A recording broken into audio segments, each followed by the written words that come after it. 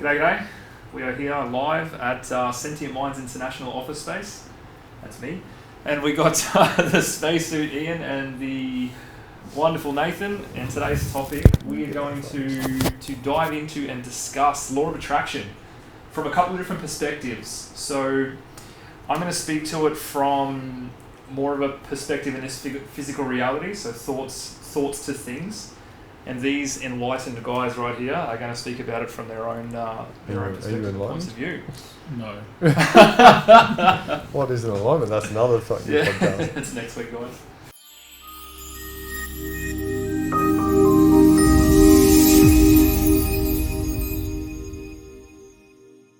All right. Cool. Well, law of attraction. With my experience. I hope Oh, yeah, can you hear me on that thing? Maybe. yeah. Oh, I'll just talk loud. So my experience or understanding of law of attraction from a how-to perspective, I guess for the average Joe, the less than enlightened. What, we've lost someone already. No, he's just checking. He's just checking. He's You got got me? made him worry. I said, I hope he's still in the shot. Put that doubt in his mind. Slink back. I'm in control. I'm in your head. That was law of attraction. that was like a symbiote. You're just in his mind there. All right. So my experience, Social memory complex. experience understanding of law of attraction is thoughts to things. So, I mean, you want to bring it to you. So, what do you need to do in order to make that happen? Well, from a thoughts to things perspective, it's charge certain thoughts, which will make you feel certain emotions. From there, you're going to take certain actions, which will move you towards your goal, your end state, your desire, the thing in life that you want to attract. So let's just say relationships. You want to attract the right kind of person into your life. Well, first you would have to have the thought first, okay, this is what I want to do. This is the kind of person I need to be. Through that will come the emotion. You'll feel the emotions of the kind of person that you will need to be. Now, your thoughts and emotions determine your actions. Thoughts, emotions, and actions will determine your results. So through my understanding of law of attractions, it's you send out that signal, create that thought, and then the process just starts until you get the thing that you desire. And that's my way of understanding law of attraction. Whole heap of soup that happens in the middle, but I think that's the easiest way to break it down. I can speak to that in the same way because with hypnotherapy, which is some of the stuff I do, it's pretty much the same. Probably not exactly the same order, but it's about getting a person to understand what it is they desire, I guess. And then you create a scenario around that. So you then get them to visualize it. So you take them through an altered state, get them to create this, or you create a visualization experience for them, guide them through it, and then you bring in the senses so that it becomes more real. But the key ingredient is emotion. If you can bring the emotion into it, it becomes a reality that they've witnessed, seen, happened. It's happened. But yeah, so you enforce it, reinforce it, and keep creating, and that process seems to unfold that vision. There's a soup between of how they get from there to there. It doesn't just happen tomorrow. It can do in some cases, but it's generally there's a process whereby. So it's very similar, I think, to what you do in a way. Although one was on a different sort of level, and then you're playing with the subconscious mind. It's where the emotional experience comes in. I mean, the 3 ways the subconscious mind are programmed is just through repetition, through a powerful emotional experience, either traumatic or high elevated emotions, or through combining a concept, an emotion, and an action. So I think, it's the same thing. I present the concept and then the emotion, get them to take action. And you create the emotional experience. Either way, in essence, what we're doing is reprogramming a subconscious mind to seek out the thing that they desire. And I mean, yes, in a way, it's them attracting the thing they desire to them, but in essence, what they're doing is they are changing who they need to be in order to manifest that into their reality and make it their reality. Yeah. I guess it's sort of the same, but you can talk to it in different ways. It makes sense. So it's very similar. The thought and the emotion is important stuff. So you've both obviously heard of The Secret. So and Abraham Hicks talks about this. So the thing, and Napoleon Hill also, Think and Grow Rich. Have you read that book? Oh, yes. Yeah. So it is based on the law of attraction. But what Abraham Hicks talks about is the thing that Secret left out, and I'll get to Napoleon Hill in a minute, is the emotional part. Because you can still have a thought about something, but unless you feel it, then it's not bringing it to you. So It's not a belief. Joe Dispenza talks about it. There's, it's like a radio station. You've got the transmitter going to the station, and then you've got a receiver. So it's that circular thing. So they left that out of The Secret, which is where, and you look back to Louise Hay, which is also affirmations, where people went, oh, the affirmations aren't working for me. Well, The Secret's not working for me because they're not then embodying the feeling. And Joe Dispenza talks about that. And then Abraham Hicks talks about how they channeled a conversation with Napoleon Hill, and they went back through it, and he said that in his book they took out the emotion part. Oh wow! They took it out. Yeah. And they took and also Abraham Hicks was originally invited to be on The Secret. Yeah. But then when she started talking about the emotion part, they went, no, we can't do that. And so that got left out as well. Now, why that got left out at that time is varying reasons. So if you look at the process, and I think I've spoken about this before, is that if you look at, you've got atheists, for example, and then you've got religion, which is like spiritual kindergarten, and then you go to law of attraction, which is the next thing to go, hey, I do create my reality. Yeah. And the next step is surrender, which is the next one we talk about, where you really don't have anything to do with your reality. Yeah. But it's a way of bringing people along that stepwise, because it's a big jump for people to go from I don't believe in anything to I actually don't create anything. Surrender to everything. Yeah. So that's surrender. So that's the stage process of law of attraction. Surrender. So law of attraction, very valuable step to getting people to move through that and go, hey. Yeah. And so then if you talk about Michael Singer and that, they talk about that eventually, and Abraham Hicks is starting to bring this in a bit, but eventually people will go, because you can still have, people go, I do all this law of attraction stuff, but bad shit still happens. Yeah. So why is that happening? Yeah. Because you don't create everything, because the universe will still give you stuff for your personal growth. Yeah, exactly. Regardless. Right, yeah. But then you probably have some more power of it. So it's bringing people to that level of, okay, even if I surrender enough, I just feel love the whole time in the world, I can sit in any situation and feel joy. Yeah. Even if it's shit. Yeah. Because it's for my greater good learning experience. Yeah. So that law of attraction step is still very important. Because you imagine if you had some people come to you and they're green as in terms of spirituality, and you went, well, let's go straight to surrender, they'd go, fuck you, Josh, you're a fucking tripper. Maybe not. You might meet that person. I haven't yet. You might meet that person who's ready for that, or you may not. So for all my potential future clients out there, this is why we start with self-awareness before we dive into the real magic of the cosmos. Yeah. So Joe Dispenza's work's really good in terms of teaching people, okay, well, you can have the thought, but then you've got to have the elevated emotion. So that's the vibration that then draws it to you. Yeah. Because birds of a feather flock together, if you like that. So, you can think, I want a car, I want a car, I want a car, this car, but if I don't feel the emotion of having that car. Yeah.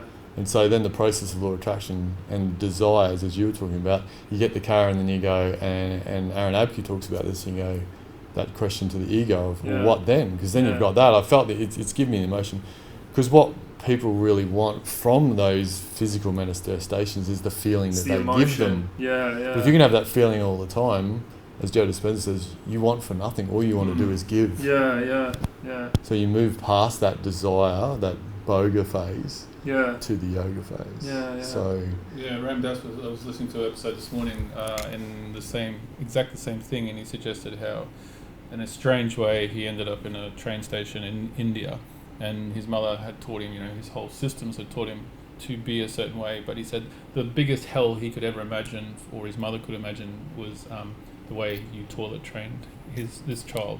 And so he ended up in this train station with dysentery, and he had to go to the toilet every 15 minutes, and the train was late by 2 days. So there's people, goats, chickens, kids, feces everywhere. And he said the sewage system was backed up by about, 2 weeks. There was crap everywhere. And he said, he'd been through these stages and explained. in that moment where it was someone's worst living hell, he said, I was completely happy. Yeah. Because he'd gone through these stages and got to the level where you find joy in every situation. Yeah, it's gratitude. So you explaining those levels, like you think, wow, that would be pretty bad, but that's where you can get to if you start this journey. Yeah, exactly right. Yeah, and every bad situation, if you look at it for how can I be grateful for this or how can I grow from this, well, regardless of how bad the situation is, you can be grateful for the contrast it provides to how good yesterday was or how good tomorrow is going to be. So that reduces then the suffering. Yeah, which allows you to, if you're not suffering, then your mind's not taking up so much of your ability to see and observe what's going on, so all of a sudden your perspective's widened. If you're worrying about what's happening or worrying about the past, worrying about the future, you've got such a narrow field of view to see the truth of what's going on. So you can see the physical world, no dramas, but if with all that sort of space taken up, you can't really see and take on that internal world. And it's that internal world, that's where you find peace in every moment, regardless of what's happening out there. I agree, because you're creating that. Like, quite a lot lately, the clients that are coming to me, we're having this conversation consistently. It's quite astounding. We're going from nothing to 1,000,000 miles an hour in no time, and it is around creating space between thoughts, so that you become aware of. That's exactly right. And so this awareness, and it's coming back to the breath again. I keep coming back, breath, just simple breath, and then I expand on it. So we're with the breath, we're creating space between the anxiety, depression, the thoughts, the attachments. So then when we have this space, and I talk about space being, maybe most people see this 1 second to 1 second, this linear line.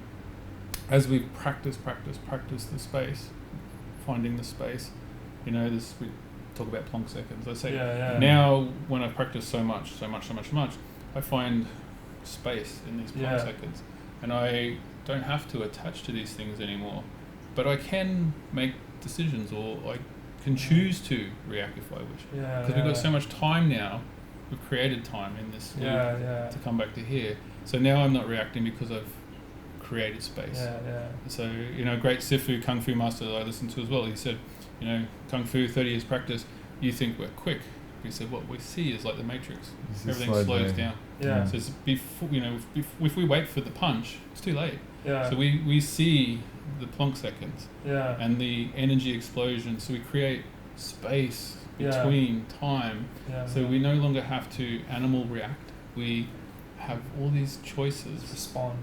And so we get to have decision. Do I want to? No. Exactly.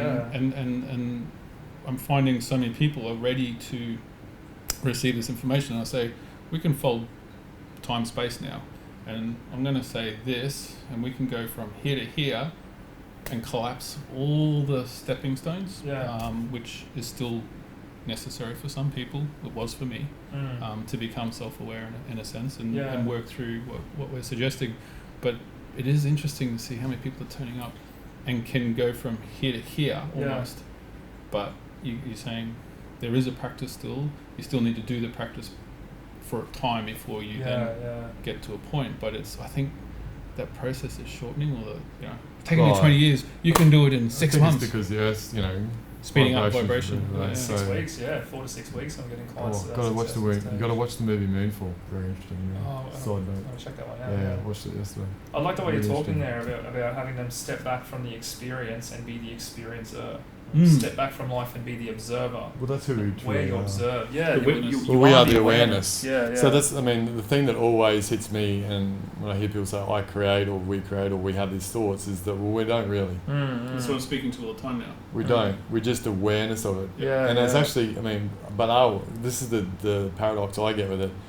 We are the creator, so the creator is creating the ego to have that experience itself, and we're just watching it. So we are the creator, we are doing that, but even though we're not, it's that paradox again. We are doing it, but we're not doing it. Schrodinger's cat.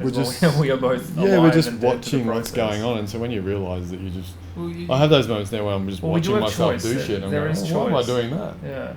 Well, is there? Who's See, making the choice? Was that already going to happen? Well, even if it's predetermined, you still make the choice because there can be both realities predetermined at that time. But who is it that's making the choice? Well, I think personally that me as the awareness, if I'm taking the time to go choice 1, choice 2, in whatever the situation is, then as the awareness, I see the paths. I see both paths. As the awareness, I see all paths. And with self-awareness, you know yourself well enough to know, okay, if I choose this path, this is the outcome I choose to go on. This is the reality I choose to fill with my consciousness, with my physical self. Because I could have chosen this one, but because I'm aware of what I will think, what I will feel if I choose that action, then... How do you know what the outcome's going to be, though? I think it just comes down to intuition, the higher faculties that we can't yet... So for me then, I think that still takes us away from the now. So where I'm... So I think that's a stepping stone then to another level again. Yeah. So the predeterminism and all, it has all occurred is potentially what I would see now. Yeah. And therefore, it's just another stepping stone to getting to another level of awareness where you can accept it, surrender to it's all occurred and been predetermined. Yes. And it doesn't matter. Yeah, and it doesn't matter what you pick; it's exactly what's going to happen anyway. But how do you leap to that, right? Oh, it's a long process. It's a long process. So and I think we live in, and then Ho'oponopono says that we live in the 3 different states. We don't. There's very few people, well, maybe you are now, where you live in that complete awareness all the time. And then there's the living from inspiration. And how many people on the planet, maybe? Yeah, probably. And then there's the still living by the fear-based. So we split between the 3. Yeah. There's so many different levels of consciousness. So, but for someone to exist in those parallel conscious levels and be awareness, and can see or be any piece of energy anywhere in the universe, therefore know everything, see everything at once. From I would say there'd be a handful of people. Have you ever experienced anything like that? What's that? What Nathan was just describing. Getting into an altered state of consciousness where you are all and know all. Yes. I don't know how to describe it, but I have, and I've experienced, I have met and experienced time. Past, present, and future, all time, everywhere, every timeline, in a single moment.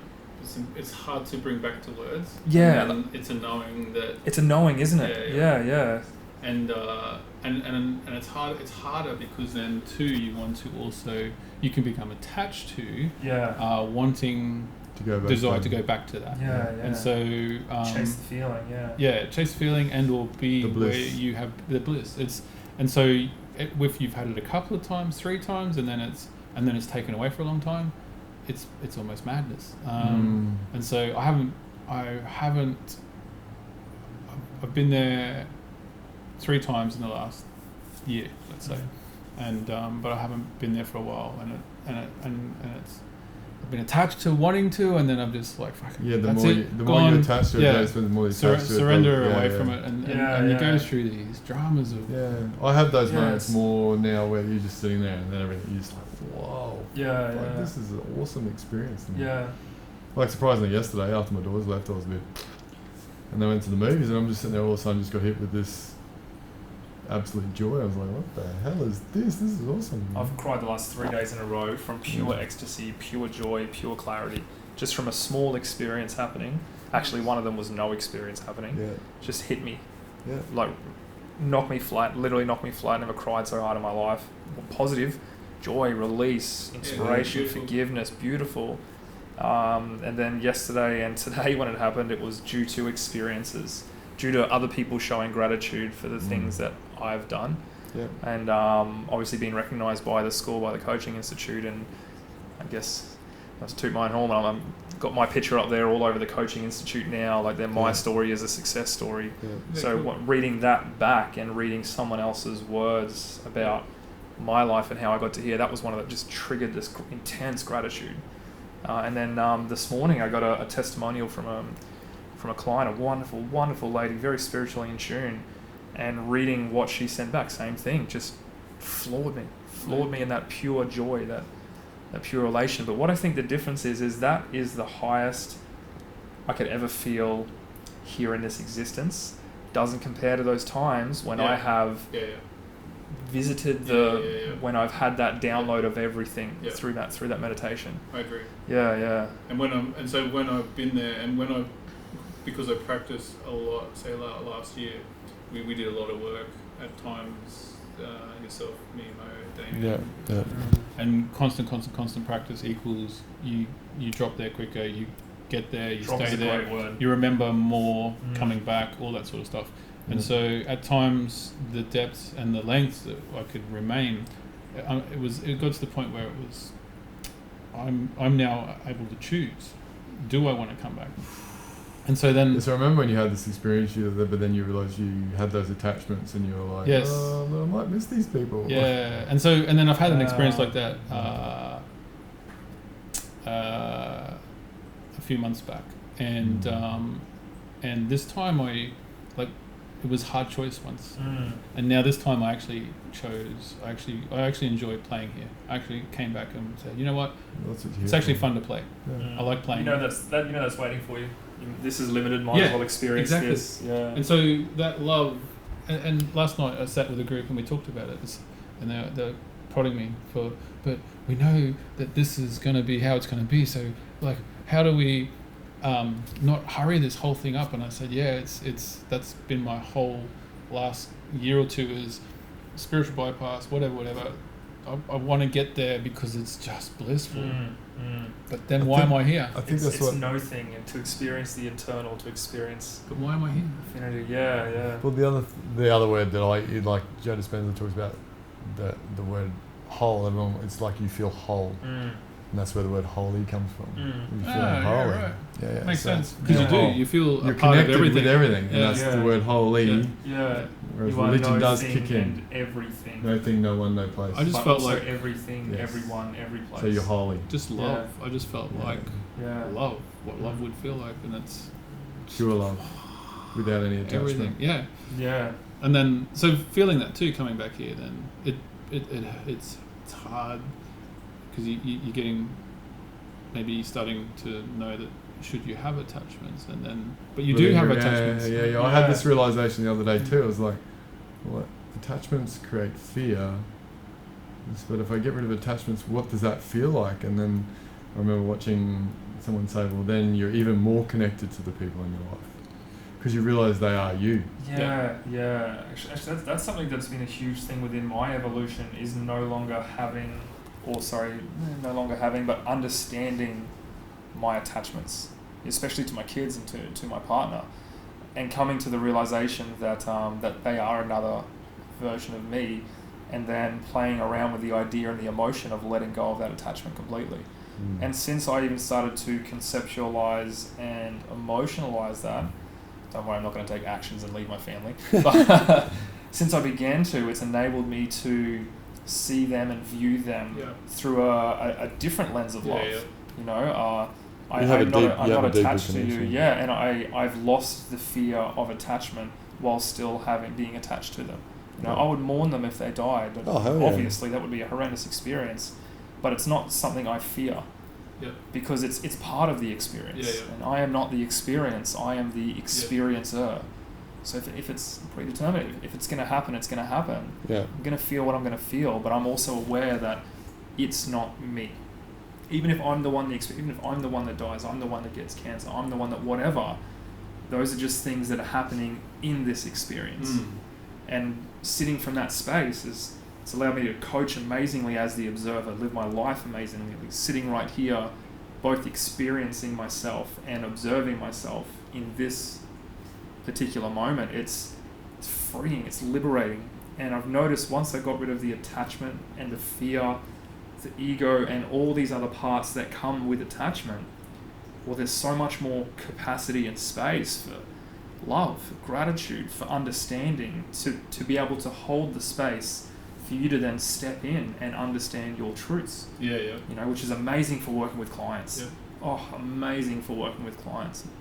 Allows them to come to their realizations. And this relates to you and me, because we all see clients, but then I realise now that when a client comes to me, that's really me, and what's happening for them is me, because nothing happens outside of me. So speak to myself, or you speak you to speak to yourself. yourself, so you're speaking. Yeah. Okay, well, what is this issue is actually mine. Yeah, can relate to this. Well, that's what makes you a great coach. Is you are able to see the client as another version of yourself.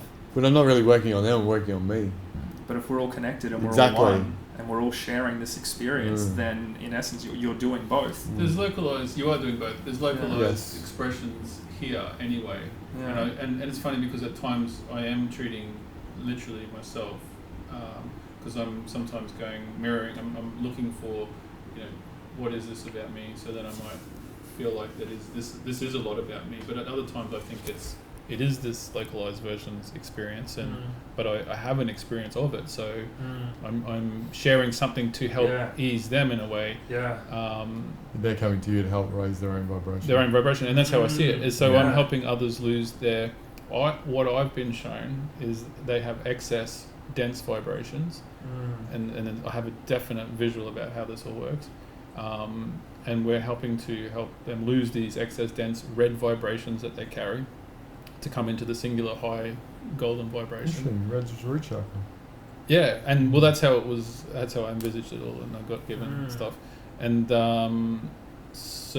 but yeah, ultimately, then we're helping us get to the oneness in a way. So, and at times I don't know what it's going to be. It just presents, and it is me or it is them, or a combination of both even.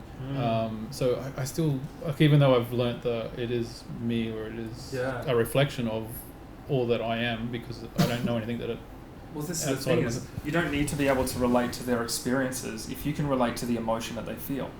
And everyone has an experience in their life where they can relate to frustration, to anger, to loss, to sadness, to love. So that's called So when you're empathy. coaching, so when you're empathy. Compassion and empathy, when you're coaching that person in whichever method, whichever modality, well, you're not coaching the experience. I mean, look, if you are, then personally, I think it's a very superficial layer of coaching, and you're only going to get superficial results if you try and coach the experience. But the reason that you feel you're coaching them is you're connecting on that emotional level. So this is the experience that brings in the emotion, and personally, that's where I coach. Okay, let's find a way to rebrand this emotion, or let's find a way what else is attached to this emotion, and to relate and coach to the emotion. Any experience then that ignites or charges that emotion, well, they understand, okay, I'm not going to work on this, on the superficial, on the exterior.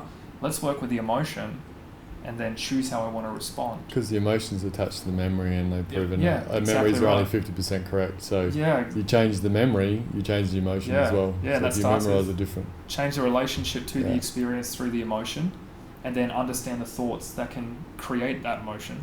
You do that with every emotion, and you're building a data bank, an operating manual on how you work. So that's bringing it back to the topic. Yeah, the law of attraction. That's the law of attraction. Yeah. But if you're not your thoughts, then who's creating those thoughts though? Because the thoughts are just a biochemical reaction in your body. Well, I don't know if they are. I don't know either, because where do they actually occur? Well, I think they occur in the field. Yeah. And I agree. I think it is the radio station broadcasting, and all worlds existing at once. All and it's sending it through to you, so you can have that. Well, it's sending it through to all of us, and so we're all tuning into whatever it is, because we can tune in, Einstein, whoever, tune into whatever information they want. It's just how good are you at channeling, and which part are you downloading? That was interesting, because when Einstein went to school, they said he was really slow. They thought he was really dumb because he took a lot, but no, he was just obviously in this meditative state, waiting for the messages to come through, and then he got them. Here they are. And that makes sense to me. He had a big brain, so he had a bigger tuner. Well, it could be that. Yeah. So that's the thing. Like the other day, someone asked me how I would see this, asked a direct question in relation to the brain and the mind sitting in the brain, and it makes all these thoughts and decisions. And I kind of went, oh, actually, no, I don't think that's. I think the brain's actually just a place where chemicals and signals occur, and actually all the other stuff happens out there somewhere, it's just telling the body what to do, and it's responding. It's an interface. Because the interesting thing that I've noticed that happened to me, doing a lot of Joe Dispenza study, and they talk about the neural pathways, and then all of a sudden I had this thought, and I'm like, well, I've never had that thought in my fucking life before. And if it's all about creating the neural pathways that continually happen, where did that come from? So that's not a brain thing. No, I don't think and so. it hits me left out of field. I go, whoa, what is that Yeah. thought? Where has that come from? And if you can channel, for instance, yes, that is allegedly coming I from can. where? Where would that come from? It's not the brain. No. So there's just different levels Yeah. or stages of. Yeah. I do love what you're saying about I could call it the witness. So I see the more I've, like in a moment, if I am being reactive, if I can try and sort of jump out of me Yeah. and go, oh, look at me, they're Yeah. being an asshole, or Yeah. but then I'm a witness to me judging me, and you can keep going. But I found that has been really good in terms of attachments, or being attached to situations or people. I find clients like yourself probably finding it very easy, empathetically, intuitively, Yeah, sure being is a able great to word. help show them what it is that they wish to see, I guess. Yeah. I'm finding it more Wow, I difficult love with my that. Show them family. what they wish to see. Wow, that is wonderful. But like with my attachments with my family, like you were just talking about, I'm finding it really I'm having a quite fucking difficult. moment right now, mate. Holy shit. Because the other one the that whole I thing. learned is, I can't remember her name. Sorry, Her name's Bernstein. Anyway, whenever I have a thought that is possibly, let's call it negative, because that's the word we use. Yep. I use the mantra of like, oh, show me, universe, how I can think of this another way. And then, so See that's this another connecting way? to the unit, or see it another way, or Yeah. think about Yeah. it another way. So that connects me to that ether, and then it gives me that thought. But it's a programming, So, right? Yeah, but it's yeah. also about the feeling then, because then maybe just I have the feeling and then the thought. Which comes first, the thought or the feeling? Because do you have the feeling, and then the thought comes from the universe? I think emotions can generate thoughts, and thoughts can generate Yeah, because emotions. there's a lot of talk I think about you you're right. can't I have. feel The like- traumatic thing, it's like before you think about it, it's like bang, and sometimes you Yeah. have that gut instinct, and then the thoughts Yes. follow. But then you can Which is think of something intuition. and then create the emotion. Yeah. Yeah. I mean, And there is intuition, memories will, too, which imagination. stir up emotions. So Yeah. Sometimes you have memories that you're like, what's a memory? It's a thought, right? well, even in the when I talk to clients about the autonomic nervous system, sympathetic, you fight a bear, you live. You want to record that Yeah. information, but there will be emotions attached to it that you probably didn't experience at the time, Yeah. maybe, or you don't remember. Yeah. But then when you It's jump back into a post-traumatic stress similar disorder. Yeah, situation, and But, then emotions can come out. I Yeah. think from the past. Yeah. Doesn't mean you remember them, maybe. Yeah. But Um, then That's sometimes I bottling go, up one. well, that's not my memory. Whose memory is that? well, it's funny because it's Yeah. protection. It's all protection in a sense. But are you just accessing the data in the field? I think and it's someone else's Well, memory. I think you can too, and this is the problem we And I'm might actually have healing someone else's with stuff. and Yeah. there's probably people out there that have been labelled crazy in institutions because maybe they're tuning into others and or the ether and or they're still halfway between different lives or two really good conduit.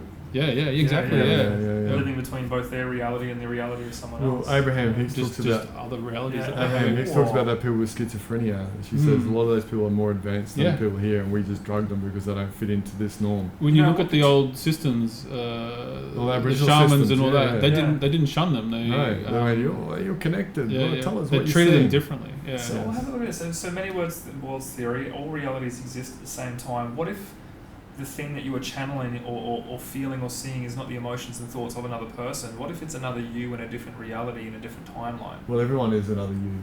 So you could Or sound, another replica or of you, it's like you entity, specifically. Well, If you can make two choices and you've made this one, well, if you're still Yeah. connected through that, then maybe the voice that you hear, the emotion that you have, the thought that you have Yes. is connected to the you living True. that And timeline. we talked about this with deja vu, remember? Because we said we could have, at that moment, you could be going, oh, I feel like I have a choice. Oh, hang on, did I go that way or that way?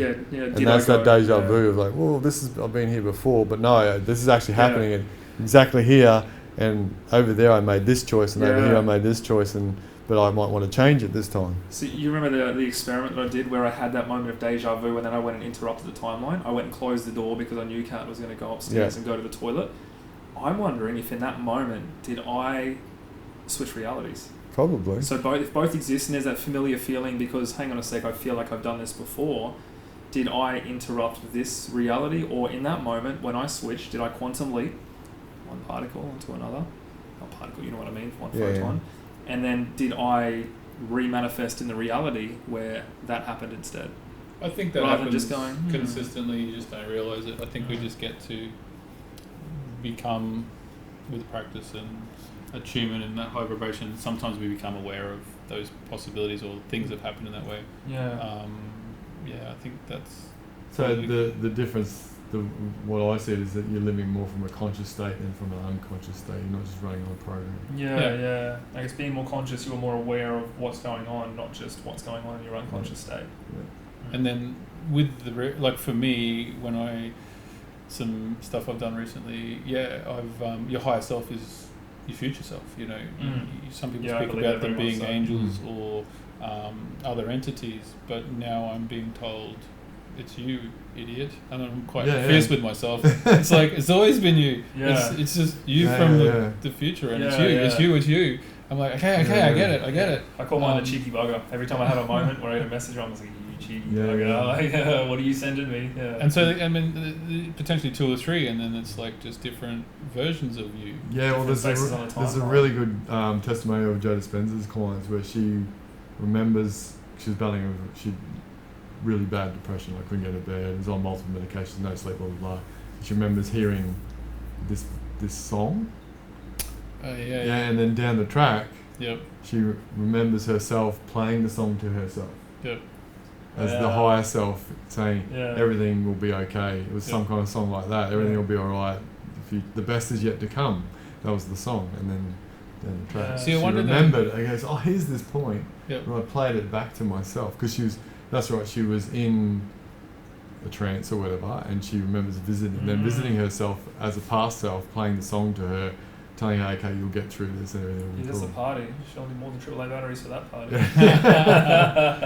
That's the thing with hypnosis too, because I've taken people and you can do regression, meaning they can like relive their experience, but then you can jump between pseudo regression and regression, so whereby you can then jump back into future self, looking down at the current whatever situation it is. So it's in the past. But then they can jump between the two, and then they come back eventually and they go, well, I was speaking to myself at some point in time when I was 5, and you ask them to soothe them in a sense. You're getting them to soothe them and say everything's okay, the future's good, you don't have to worry about all this sort of stuff. But then they jump back into the 5-year-old and then they tell you this experience from the 5-year-old that I was there from the future. I'm sort of now thinking, I wonder if that actually, if they're recalling the memory now and they didn't know that when they were like 5, how could you explain that when you're 5 or whatever time? I wonder if 5 in another life.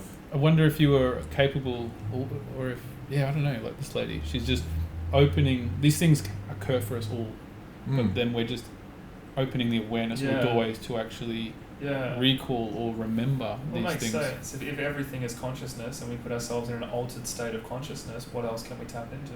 Well, then I guess if I'm listening to so many stories about this Maharaji character and he can just be anywhere and know everything at once, I guess it doesn't really matter. Well, that's like when I've sat with the Aboriginal elders and what they've said to me while I'm sitting here talking to you, I'm walking in fields in another place. And lamas apparently do this as well. It's just I'm somewhere else. I've just been 300 years there and found all these things and come back at the same time I was talking to you. And they forget that they're in this body, so they have to have reminders to feed them.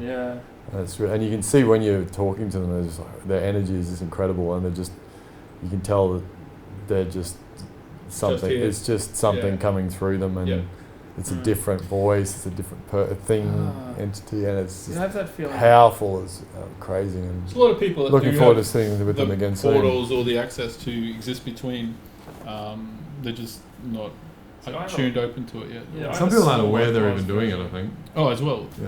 I feel when I get up on stage and do speaking gigs, like motivational speaking events, I feel like in those moments, I never remember what I'm saying. Like you're in the flow. So I'm in the flow. I'm in the state, and something's speaking through you. Life is speaking through me, and some of it is, or a lot of it is based on my experiences. But some of the things I talk about, it's as if someone has lived 1 or 2 lifetimes in order to gain that kind of clarity and that kind of experience. But most importantly, to be able to connect those kinds of dots Well, you've within lived different a experiences. million times to actually Get turn to up this there point. and have all this come Yeah. through you. You've been through all the different densities. Yeah. So to get in that flow state, that's how I describe it, is a flow state. And even sometimes I'll be sitting there typing an email or something, and then something will just come through me, and laptop goes down. I stand up and I just pace around this office, like just as if I'm in a room full of 1,000 people, giving a motivational speech to the panther on the wall and the couch. You know what I mean? But 20 minutes sometimes. I've got my voice recorder on sometimes, and I just listen to it, and then I hear it back, and I'm like, Where'd that come from? where the hell is this? You know? I don't that. choose when that. I can choose when that happens. Yeah. Before my speaking event last week, I knew I had that event. I had a few things that I wanted to talk about, so I drew little pictures up on the whiteboard, drew an hourglass, and the word gratitude, and I knew that, okay, if I get lost, come back to that. If I get lost, come back to that. So that was something that I was aware of and consciously chose. But after 2 minutes into talking, I don't know where it went. And I'm glad I got it recorded, because at the end I finished and I was like, what did I say, guys? Like, Was it good? Yeah. I mean, people were crying, and you know, Wow. and Awesome. one guy said he wanted to go cure world hunger after, so I hit the motivational point.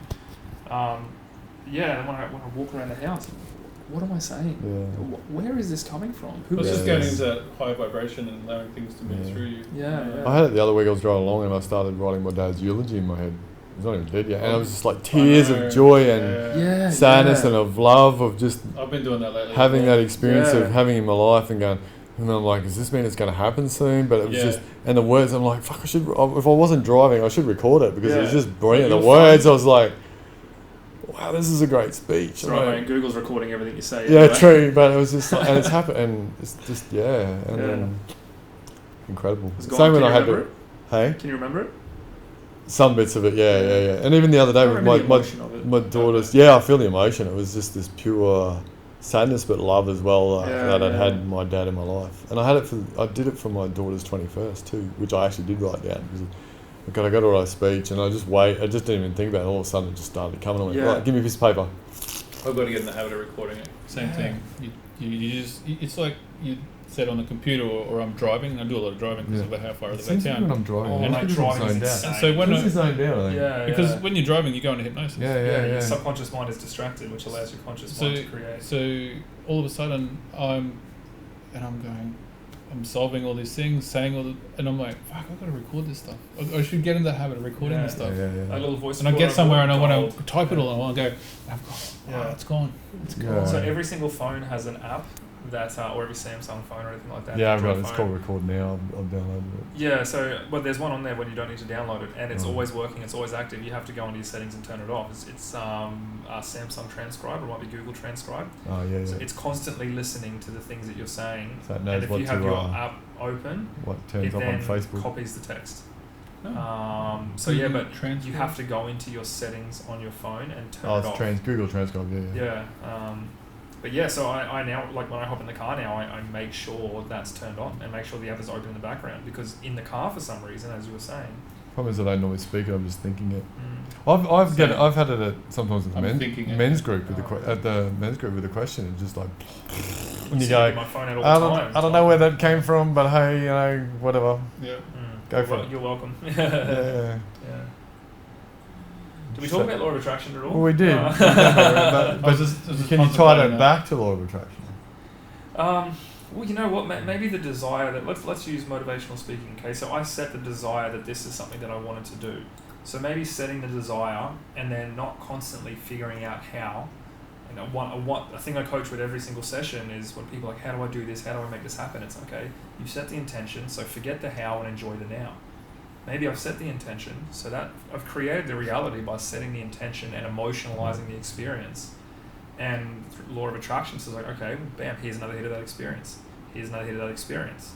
And then through pacing around this office here in these flow states and creating these motivational moments, well, what I'm doing is I'm re-emotionalizing the experience, which then changes my actions. I reached out to someone who's a speaking coach here in Townsville, and then through having these constant emotional moments, changed my action to go and take action on the enjoyment appreciation of my experience. Had an amazing sit-down 2-hour chat with her, and then a week later, another opportunity come up for me to give this 15-minute motivational speech the other day. So maybe the thought is the desire of me wanting to do it. The process of attracting it is the emotionalizing of the experience, which then changes my action, which then creates the outcome I desire. Yeah, beautiful. The warning that I would like to give to anyone watching is that, so one of the things when I was watching stuff was like, if you really desire spirituality, then really desire it. But the issue with desiring spirituality is the way to enlightenment is through suffering. Quite often, mostly. Catalyst. Yes, it's catalyst. So if you then say, I really desire to be enlightened or to reach this heightened spirituality, be ready, because you're going to get some suffering. Again, I say to a lot of clients now, be careful what you wish for. Yeah. Because, and I say to them, I wish for calm, but okay, well, someone might die. Because the most spiritual growth comes out of suffering. Yeah. So, doing the law of attraction and getting the bogus stuff, it still creates suffering because you have a loss. Yeah, but if you understand that everything is part of the experience and you are not the experience, then the suffering will come along, and all it is I think that's still after law of attraction. This too shall pass. That's the next step after. Yeah, I think so as well. Law of attraction gets you to the realization of, I want this, I get it, and it doesn't make me fulfilled. I get the next thing, and hang on, well, what is there next? And that's when you have that that wilderness time where you go, fuck, well, I did all that, I didn't get happy. I was looking from the outside, well, where is it next? And that's when the suffering comes. And then you go, okay, I desire spirituality. Yeah. And through the greatest catalyst for spiritual enlightenment is suffering. Yeah, so if you're using the law of attraction, if you're using the law of attraction, you essentially are to get to spiritual enlightenment or growth, then you're going to get some shit. Yeah. So maybe in my early teens, when I desired to be successful, and I was like, I just want to be rich, I want to make all this money, I want to do these things. The universe is like, all right, done. You're going to suffer for 20 years. Yeah. Then you're going to find coaching, you're going to build a business, and that is what's going to bring you the feeling that I desire, the intention. Yeah. Whatever it may have been, whatever my 20-year-old self would have desired, which probably would have been for 20 years. You may have just lived your life, but then you had a small window where you realised that you're suffering now to undo what you didn't realise. You got past that. I'm continually chasing. Yeah. Suffering can be condensed as well, because I'm witnessing in another at the moment. The existence over their time here, this time, has come to a point, and it's been an explosive instant, and because of that time is almost amplified into the reaction that they're having. And it's amplified hugely, and the suffering then is maybe like feeling emotionally immense. Yeah. What do you think? Because it's such a short period of time. Yeah. And some people I think have done a lot of the work in a past life as well. So they talk about karmic. So each life you kind of cleaning karmically. And you might have less and less, and you come to a point, where before your enlightenment, this is the last time. Or even that you go, this is the last time. Enjoy this one, mate. We won't fuck with you on this one. Or this life you've gone, or it's the hardest, mate. They've gone, hit me with it. Give it to me hard. Give it to me hard. I want to get there. I'm sick of doing D-cell batteries for this. I'm going to need a car battery bank of 12 volt. Well, do you think you can clear karmic debt within a single lifestyle? I wouldn't imagine so, because most of the people I listen to suggested it's actually many lives. Because Ra talks about that, so most, that's what was the problem with the Egyptians, is that they're all dying at 30, and 30 is when you start to have that spiritual is it me growth. And so if you don't make it to then, you've done... Just constantly living because you're still so how many lives have you lived developing. In second density, in 2D and all that, so you've had many lives before you got to that point. Brain's still developing at 25. But I mean, to be fair, some of us have just come here into this world or universe for the first time, and they've come from some really big long other place, and they've done whatever over there, and this experience, this whole hilarious experience is completely new. Yeah, well, I'm supposed to be from another planet. Well, not even another planet. It's beyond. Yeah, well, you're from talking there. So sometimes it's the ladies or something. What lives and what compared to then say Earth, or how it all works here. Well, people have come to Earth because it's supposed to be one of the best places at the moment for that massive catalyst. Yeah. feeling that. I mean, a lot of society, a lot of my clients, a Well, lot that's of the what world COVID- is that's feeling what that COVID's catalyst. about. Yeah. So that's what That they're shift to saying. This 5G, is yeah. the big catalyst time. So everyone's I like, guess- let's go. I guess maybe all Let's those go and souls that check wanted to that shit evolve out. are like this. Okay, we're Yeah. Earth. We got a choice, and that's where I'm going this time. So the karmic stuff you get from this Yeah. one is big. It's like, oh, I need how many karmic points? Fuck, there's some shit going down on Earth. Let's go there because that's going to clear a lot. Because yeah, If we I get it want right. to get, See, I want to get past this. Yeah. So that's the law of attraction Yeah. in a way. I want this. I want to attract. Well, see, I wonder. So if, even on that other level, predetermined level, it's the law of attraction. You've decided, Oh, injected. you know what? and it's yeah. I that's- want it. Yeah. So Yeah. Okay, this is a level. do you one even that I have a want. choice then? Mm. This is the thing. Well, Well, you did before you came here, Exactly. but when you're Maybe here, the ultimate choice is to get to that 7th density, to return. Maybe Sure, that's yeah. the ultimate. that is, The ultimate and attraction. then it starts all over again. Yeah. So Well, maybe. but it goes even Well, how many higher.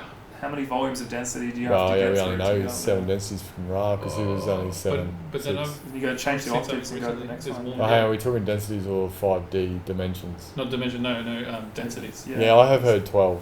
Yeah, You see, 7 lines up with the octaves and the colours. Yeah, but then yeah. there's 7 plus another And then 7, there's stuff we can't see. another 7. That's so Well, that's what I crazy mean. that my We go- number we is go set, like my through spiritual number is infinity. 77. Yeah. So you go through the 7, then you go through the next Well, 7. there's that and as the well, I next guess. 7, Yeah. You could look at it that way too, yeah, true. Nothing. Yeah, energy cannot be created or destroyed. No, yeah. Mm. Love it, use it so much. So we yeah. just start Oh, again. So yeah. It helps people. we expand, Yeah, so transmute it. collapse, Yeah. expand, collapse. But So even if you, because I hear people go, I want to get all this shit done, I want my karma done, I'm like, yeah, but you're going to have to do But it then again. there's so anyway. This many is the thing here. Is expand that, and contracts in different places. Yeah. So it could be a different experience. Like next time you could end up on Venus, but they're all like, Or even a whole other universes. see, I feel like the contrast in life, the first 34 years of my life, or 30-ish years of my life, however you want to say it, I feel like I was in a space of, I was on the wrong side of karma. I was constantly living that because the actions I was taking were constantly putting me in situations which were lowering my vibrational frequency. Now, since I've had this awakening into self-awareness and what I am, complete change of life direction, not a career path, but a purpose now to coach other people. And the emotional shift, the things that I've attracted, the people I've attracted into my life are so positive. I sometimes wonder, did I pay my karmic debt for this life and this is my reward? Or have I just had the awareness that this is what I need to do to pay my karmic debt before the end of this life? I think that's the end one. You know what I mean? Yeah. Is this the reward, or am I just that awareness that, I'm in alignment now because I'm paying back the debt? Well, the whole experience, I'd suggest, is the reward. So even if it was perceived as positive and negative, it was all just a construct to allow you to get to this point, no matter how negative, bad, whatever. It was grateful for all those experiences because now I can do this, which is paying back the karmic debt in essence. So some of those guys that are almost enlightened are like, I'm almost enlightened. Intellectually, I know everything, but I can't actually get to the enlightenment point because I've got to be here and pass on this message yet. So they're creating that little bit of karmic debt, if we want to put it that way, to move to that next phase. I guess if they need to experience karma, then they need to create or experience the karma in some way, shape, or form in order to be able to move from philosophy to experience with and so those things were is this, like, I think from what I'm understanding from those that are potentially enlightened, that eventually all those experiences aren't good or bad, they're just an experience. So is this how did you put it, the good part of it, or this is my karma, I get to enjoy. This is the reward. Am I in the payback phase? phase? It's all the reward. Yeah. It's all part of the one Because it thing. has perceived, I think at this stage now I can, you know what, actually, when I was in the middle of going through my shit, it didn't feel great, but now looking back on the experience, I'm grateful for it. Exactly. And when I revisit even the most traumatic of experiences that I've been through, and there's been some fucking doozies, I know I never feel negative emotions. When I take myself back to any experience, I feel so grateful. And I don't know if it's because I've trained my subconscious mind to realize how amazing life is now, and I wouldn't be here had I not gone through those experiences. But I can't visit a past experience without feeling love, peace, joy, gratitude. It's one of the reasons that I cry a lot. It's tears of joy. I go back and visit a memory of something that should have been traumatic or was traumatic. And to go back there now is just You've moved that emotion. beauty.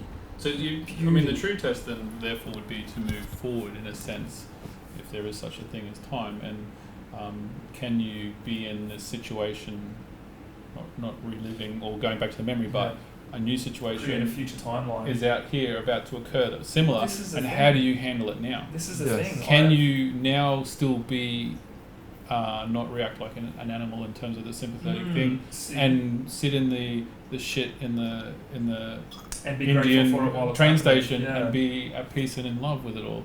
I think there's different situations, because there will be situations where you have to act. You do. I So agree. if someone comes in here I now said with that a the other gun, day. You do still have to. if someone comes in there with a gun, Protect I'm not going to yourself. sit there and go, oh, Well, this is lovely. let's talk about Yeah. loss or an expectation that we set, then not meeting that expectation and feeling that disappointment. When I was talking about, understanding my attachment to my children and my partner, I've maybe I'm a narcissist, maybe I'm a psycho. I have at times, not intentionally, created a timeline where they get into a car crash and they all die. And even the thought of that, the gratitude that I feel is that I got to experience so much of their life. My children are young, they're 4 and 7, but even thinking of that timeline, since sitting with Maurice and doing a session with him, I feel the loss, but it's wrapped in a gratitude for the fact that if they all die tomorrow, this is very morbid. If my entire family dies tomorrow, will I be sad? Yes. Will I grieve? Yes. Will it hurt? Yes. But everything will be wrapped in so much gratitude for the experiences that I've gotten to have with them, for the moments that I've observed and experienced.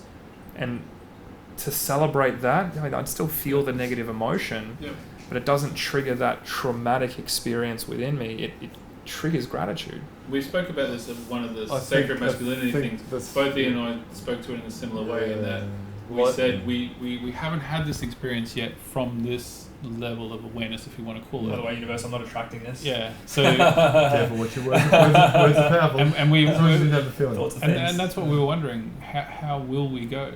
Well, the thing is that I said is that, I'd be sad like you, but I'd be grateful for the sadness, because then I know that I love them. Yeah.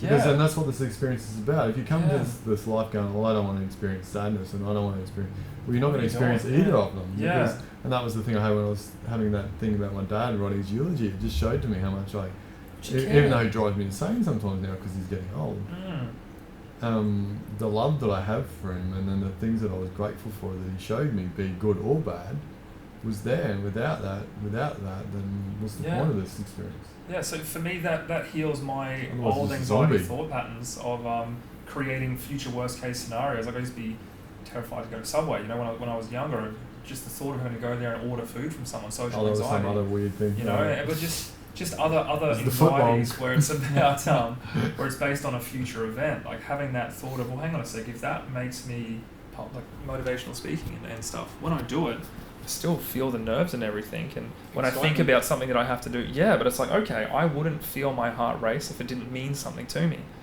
You know what I mean? So it's not actually fear, rebranding the anxieties or the thought patterns, and realizing that it can't create something to me, create a future fear-based emotion if there isn't a present-based love to it. And so even something simple, like I've got a client who hates going to the shops, and they get anxiety just the thought of going to the shops. And it's okay, well, what are you going to the shops for? Well, I need to buy food. Okay, well, why do you need to buy food? Well, I want to eat. What is it you like about eating? Well, it fills me up, it keeps me nourished, does these things. And so I help rebrand the experience of going to the shops, a future experience with something to be grateful for now. And they still feel the anxiety every single time this lady goes to the shop. She feels anxiety, but she's grateful for that because it shows her that she wants to go there to nourish her body, to be able to have a healthy mind, feed her family. So emotions of that future timeline still have flip her. on that. So she then used the law of attraction to attract you into her life to teach her that. Yeah, I believe that with a lot of my clients. I've said, you're exactly what I need in my life right now. I believe that someone sets the intention of, okay, I need this, and then we want to go real deep, all right? Me being here as this journey as a coach, someone in their life said, I need this kind of coach. And the universe is like, all right, Sure. okay, Josh Solomon, you're going to be born. You're going to live Sure. 34 years worth of hell. You are going to overcome it. You're going to have all these understandings. You're going to study coaching. You're going to be that person I had a was. little lady in today. Their thought created this That's thing. that's the reason behind Yeah. your experience. Yeah. So me wanting to be a coach, why? Because enough people wanted this specific kind of coaching that I could bring, and only I could bring through my life's experiences. I put myself, like there's a lady It's a today, bit of time first check. First time, Had a client at 5 o'clock. Okay, awesome. I had a client at 5:30. Nurse lady, she's busy and got stuff going on, and first time I've seen her, and she presented and just gave her so much in such a little period of time, and the poor lady, her head was just wow, it's spinning. But the funny part was that towards the end, I said to her, and you know, I'm not sure. She didn't have any real awareness of this sort of stuff. I'm just trying to get her to breathe, for starters.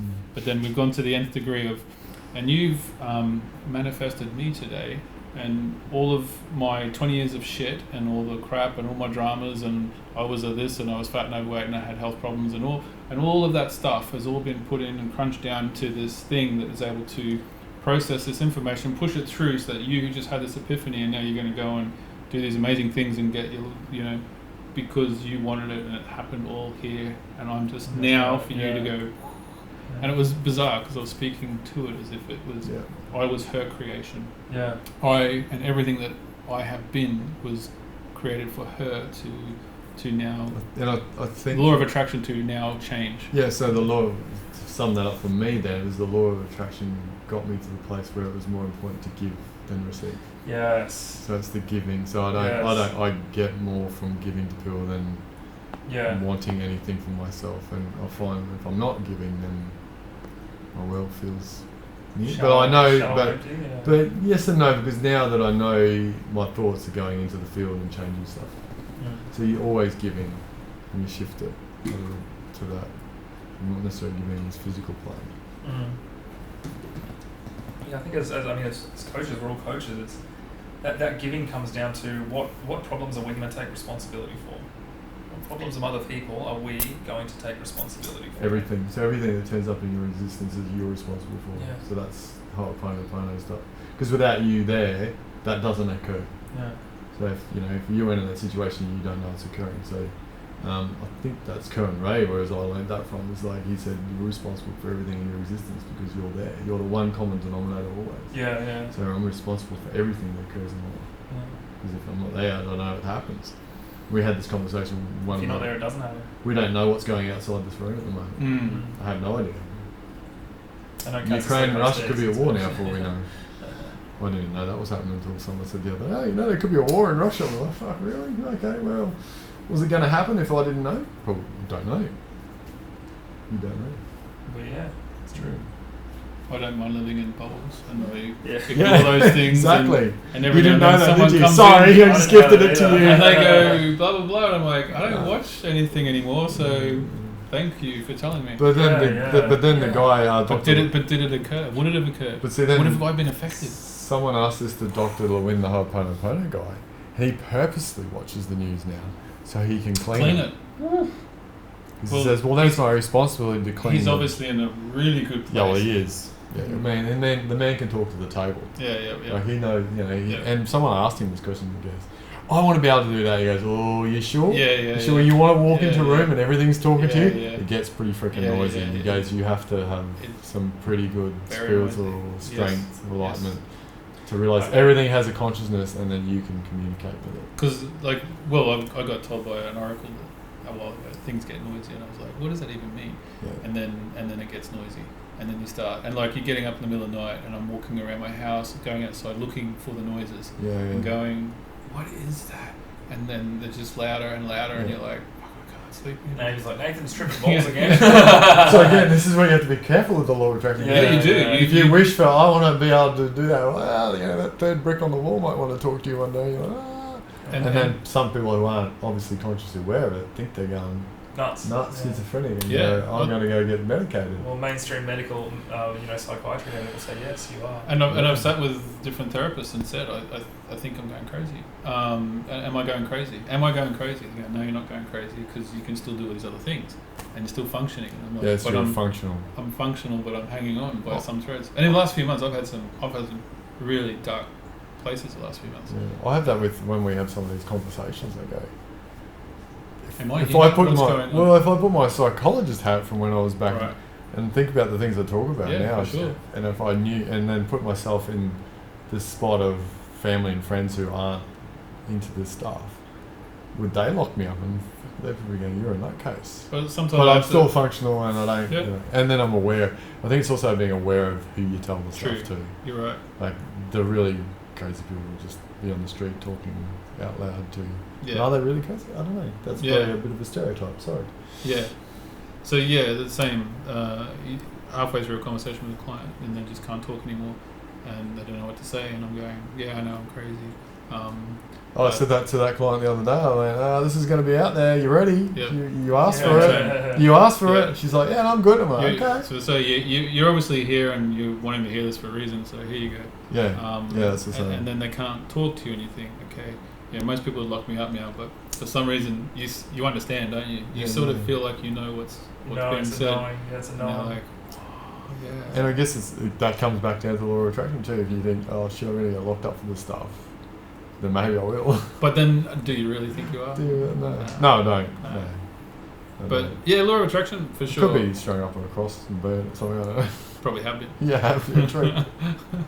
It's it's very relevant. So and beautiful at the start. We talked about the stepping stones. I think it's there's all these stepping stones. I remember on one of our retreats we did.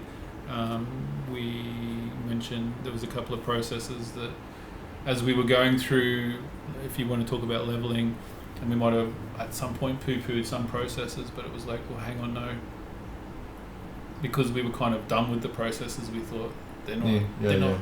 It's like no, we some needed the processes to get to the next process. So everything's. Well, like if I hadn't gone to church and stuff.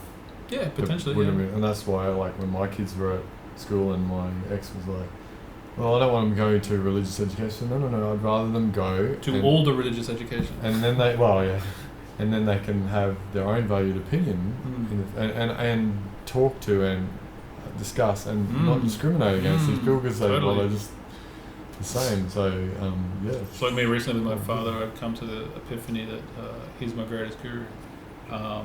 And I didn't realise that until recently because he's a very contrasting person, and he taught me all the things I didn't want to be. Until recently, I realised he showed me what, like, everything that I am is what. Yeah. I said that at the recent men's group. My dad. The good thing about my father was he showed me who I did want to be and the bits I didn't want to be. Yeah. And it was interesting because it's a hard relationship in a lot of ways, but now I realise that it was perfect. And it is perfect. Yeah, you asked. Well, you chose him. Yeah, totally. You chose to come here. So it's bizarre, but predetermined law of attraction. All of it's law of attraction in a sense. Yeah, because beautiful conversations I'm having with my daughters. I said, well, you realise you chose me to come here. That's what I say to my boys because they're both starting to go into the spiritual world, especially the oldest one. I said, you chose me because I'm accepting that your mother's not. She's a psychologist. Well, she's a little bit. But not as much as I am. There's just different experiences. Yeah. So, and that's the law of attraction. That's what I love about my boys. If we have a bit of an argument, and they get real narco, I said, well, you chose me, so it's your fault. Yeah. I love that. I had that conversation with my daughter. She's, whatever, brains and shit. She goes, well, you signed up for this, Dad. And then one day she wanted something. I went, no. And she goes, well, no. I went, well, I signed up to show you how to be responsible with money, didn't I? So you're not getting it. That was a beautiful turn of words back around.